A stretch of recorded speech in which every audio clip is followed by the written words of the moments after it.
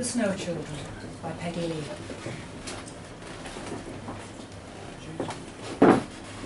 I hear the pitter-patter of feet during the night, as I knew I would. The crunch of fresh snow, the whoosh of snowballs cutting through the icy air, landing with soft thuds on trees, on the brick walls of the house, on the glass of my bedroom window. Are they calling me? Greeting me again after 2 long years? It did not snow last year, and I have waited 7 lengthy seasons. I've missed them. Time dragged its feet to the rhythm of the grandfather clock in the hall, and the dent in the armchair seat is noticeably deeper. I used to roam the house, wandering through the corridors in never-ending spirals, moving from one window to the next, watching. Now that I can see every knot in the wooden banister in my mind's eye, every broken tile in the kitchen floor, I prefer to sit. The view from the living room's French windows is encompassing enough. I can see most of the garden, the dark shadows of the forest. Behind me, the corners fill with dust, pale follicles of skin banking up like drifts of snow. Another snowball hits my window. It makes the panes of glass tremble in their frame. I smile. Maybe they've also missed me. I'd like that. Once, when I was 9 years old, I was quick enough to see the curve of a solitary snowball hit a small tree, shaking free the narrow drifts collected like white mohawks on its branches. I heard the thump-thump of falling snow and watched as the wind whipped the powder into an avalanche of white, at the fluttering moths that circle the wall light in summer. I told my daughter it was useless trying to catch them, but she didn't listen, as I didn't listen to my own mother. On those special nights, as David and I lay in bed, listening, we would often hear the creak of floorboards from the nursery above us, and then an exasperated sigh when the dramatic drawing of curtains would reveal an empty garden. They know. Tonight, I let them play in peace. When I rise in the morning, their footsteps are still clearly visible in the thin layer of snow by the back door, and the delicate splinters of frost hardened on my window are shaped like hands, baby hands. I trace the outline with my finger, and its heat slightly blurs their edges. They are coming closer. I've not seen hands since my husband, since my parents. Aren't you afraid? I had asked them, tracing the hands as I am now. They stopped what they were doing. My mother folding shirts away in a drawer. My father marking the spot for an extra hole on a belt. They looked at each other.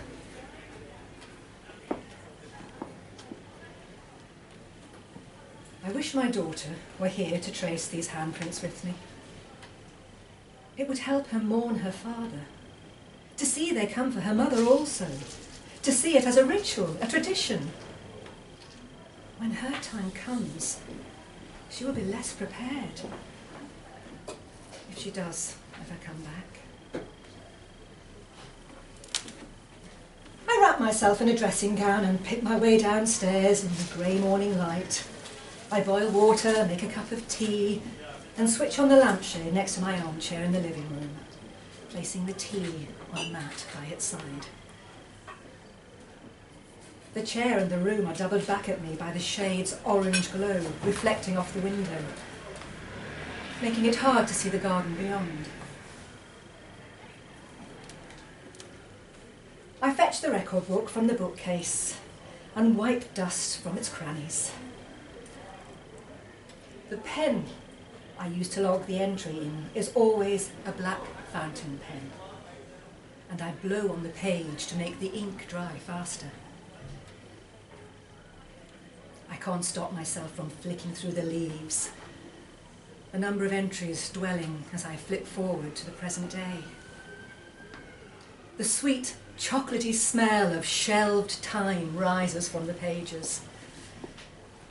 It reminds me of my childhood, of watching my parents write in the book at breakfast after those special nights. It reminds me of staying up late when the forecast had predicted snow, dozing off in front of the fire. Of my father bursting into the living room shouting, "It's started!" and then rushing back out too impatient to wait. I remember my mother and I stumbling into our boots and out into the cold. The snowflakes glinted silver in the sleepy light, and we stuck out our tongues to let them melt on our tips.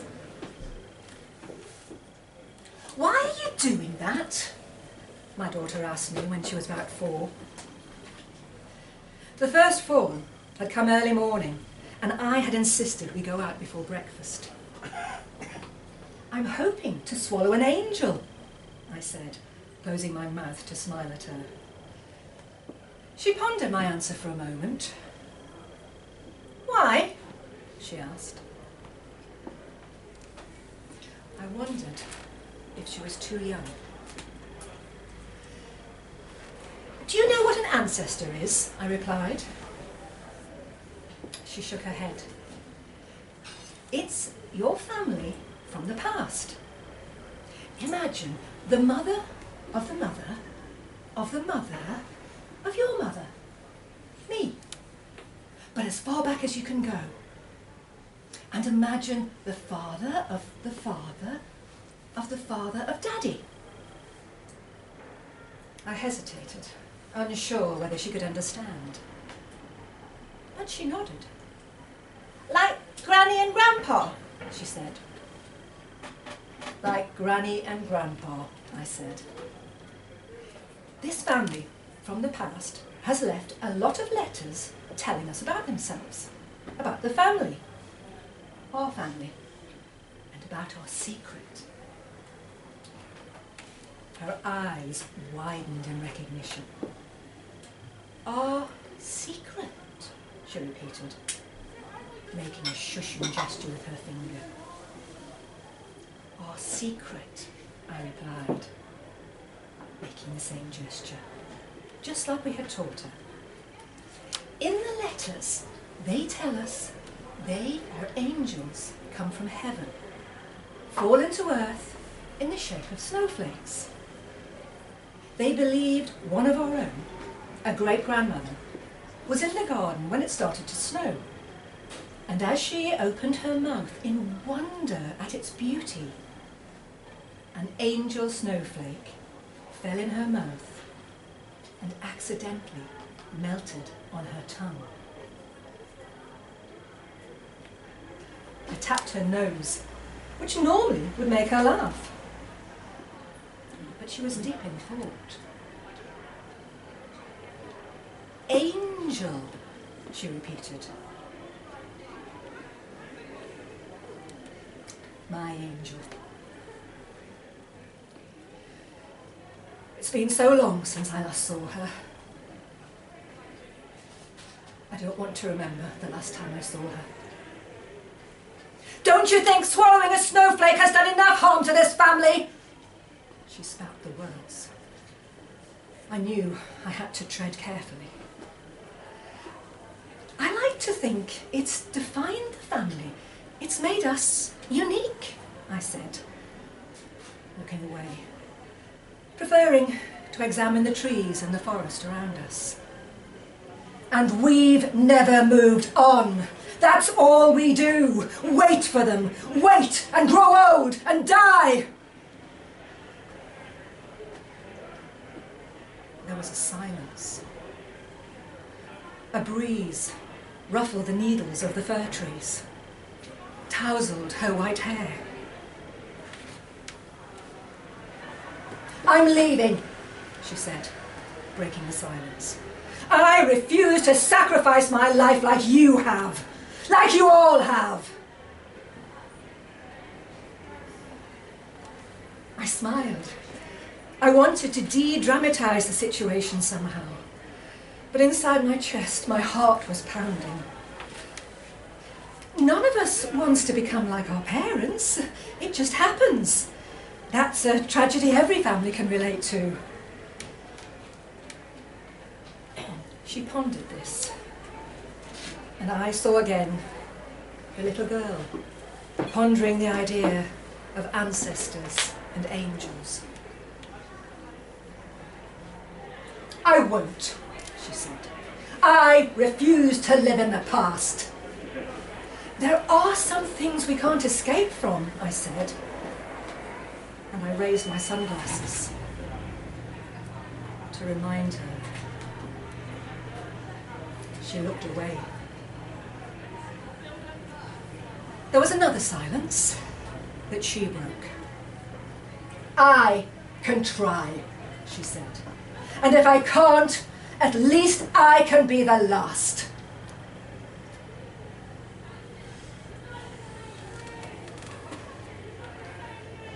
I closed the record book, finish my tea, and dig out the old broom from the closet beneath the stairs. In days gone by, we would rise early on those special mornings, the fire unlit and the sky still a midnight blue, to sweep the garden blank. Now I live alone, so isolated. I'm less diligent. The snow is wet and sticks to the bristles. It makes it hard to dust the ground smooth. On the other side of the garden wall, the patterns of footprints twist and loop into the forest, untouched. "Don't!" my mother shouted when I tried to sneak away, the trail of footprints like breadcrumbs luring me into the forest. "Don't!" I shouted to my daughter the day David died. She continued walking into the forest. I tugged at her arm, but she shook me off. "You mustn't," I said. I ran to block her path. She pushed past. I grabbed her by the waist and she strained forward until we both fell sideways in the snow. We struggled to our feet, standing opposite each other, panting, our breath materializing as steam. "It's not your time," I said. "It's not your time. I'm bringing him back!" Her voice disturbed two pigeons, whose frightened wing claps shook snow into our faces. It stung. "The hands," I said. "They know. They knew it was his time. He wasn't born into this family. He's an in-law. He shouldn't have left him alone. He married into the family. He is family." I suddenly felt immense guilt, as if it were I who had killed him. He knew it was time. How do you know that? How do you know they don't lure them like sirens? I looked into her eyes and saw, for the first time, a milkiness. The process had started and she hadn't realized it. Or perhaps she had. maybe this was what it was all really about. I know, I said. And I could see again my parents walking barefoot into the snow.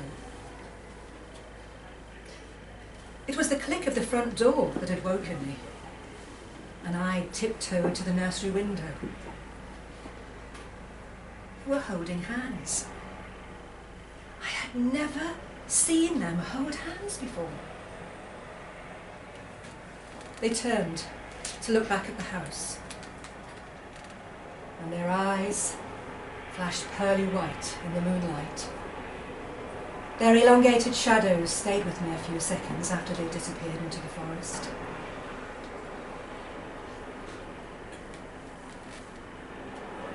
My daughter shook her head.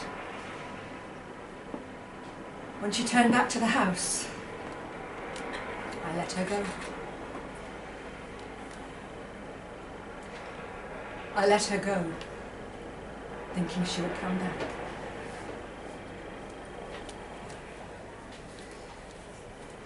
The wind tickles the back of my neck, making me shiver.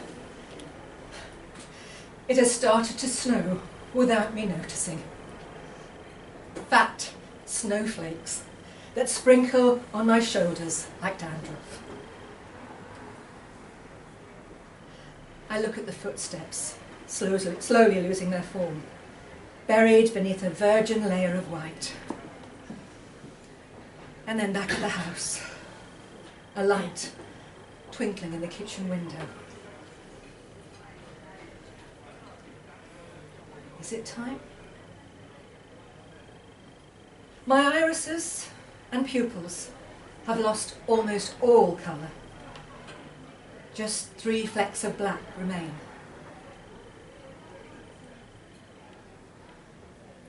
Not yet, I whisper to myself. Not quite yet.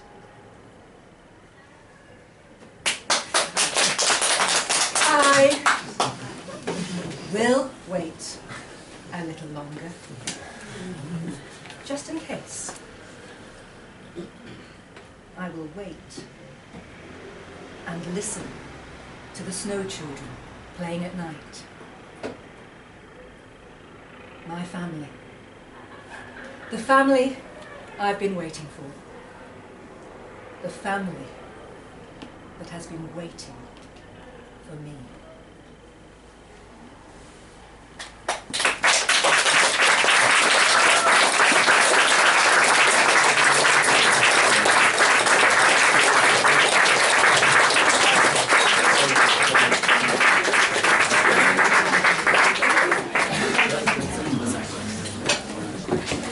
Thank you.